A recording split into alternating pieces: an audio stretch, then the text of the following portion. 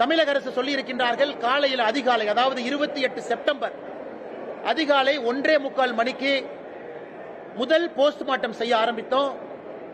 மத்தியானம் 1 மணி முடியும் பொழுது 39வது உடலை போஸ்ட்மார்ட்டம் செய்து முடித்தோம் என்று சொல்லி இருக்கின்றார்கள். காலையில 1:45க்கு ஆரம்பிச்சு மத்தியானம் 1 மணி வரைக்கும்.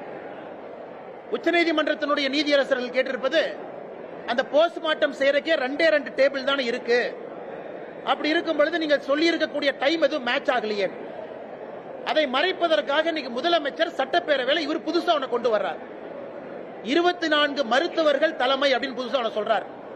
24 மருத்துவர்கள் தலைமையில இந்த உடல் ஆய்வுக்கூறு நடந்துச்சு, போஸ்ட்மார்ட்டம் நடந்துச்சுங்கிறாங்க. இன்னைக்கு உச்சநீதிமன்றம் கேட்கின்ற கேள்வியும் மக்கள் கேட்கிற கேள்வியும், காலையில 1:45க்கு 24 அரசு அங்க வரல, மருத்துவர்கள் வரல.